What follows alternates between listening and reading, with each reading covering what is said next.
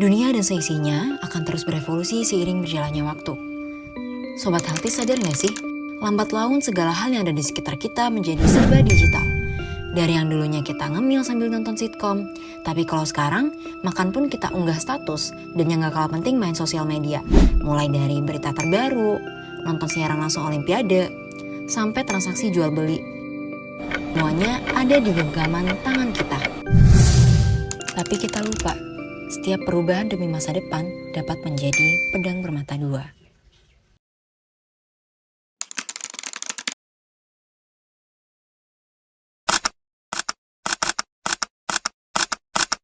Berdasarkan penelitian yang dilaporkan dalam jurnal JAMA Psychiatry, remaja yang menggunakan media sosial lebih dari 3 jam per hari beresiko tinggi terhadap masalah kesehatan mental, terutama masalah internalisasi alias citra diri.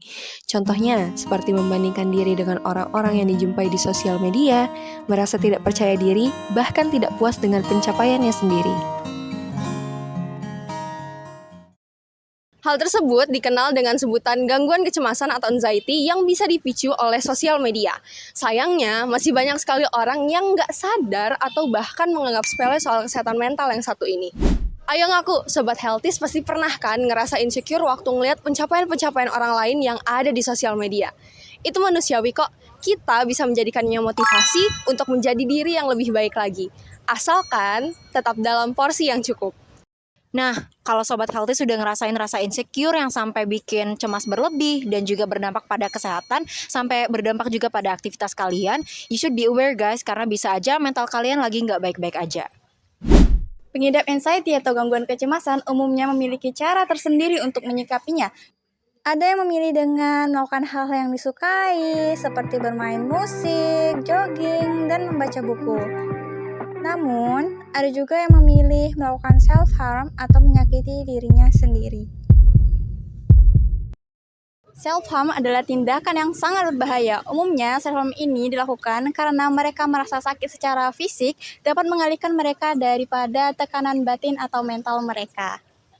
Di Indonesia sendiri, dari 1.018 orang Indonesia yang mengisi survei yang dibuat oleh YouGov Omnibus, lebih dari sepertiga penduduk Indonesia pernah melukai dirinya sendiri.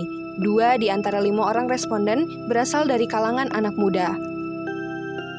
Nah, aku mau nanya lagi nih, Sobat Healthies pernah gak sih ngerasa agresif, mudah banget marah, gak nafsu makan, begadang terus, menarik diri dan enggan bersosialisasi, merasa gagal, gak berguna, bahkan kehilangan harapan? Kalau kalian pernah ngerasain hal tersebut, kalian harus be aware ya guys. Karena tindakan-tindakan tersebut dapat memicu seseorang untuk melakukan self-harm.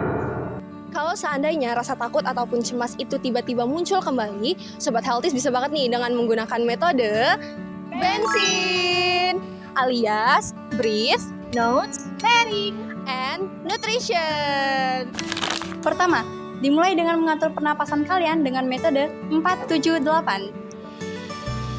Kedua, Sobat Healthies bisa banget menuangkan berbagai pikiran lewat tulisan agar pikiran kita bisa menjadi lebih jernih.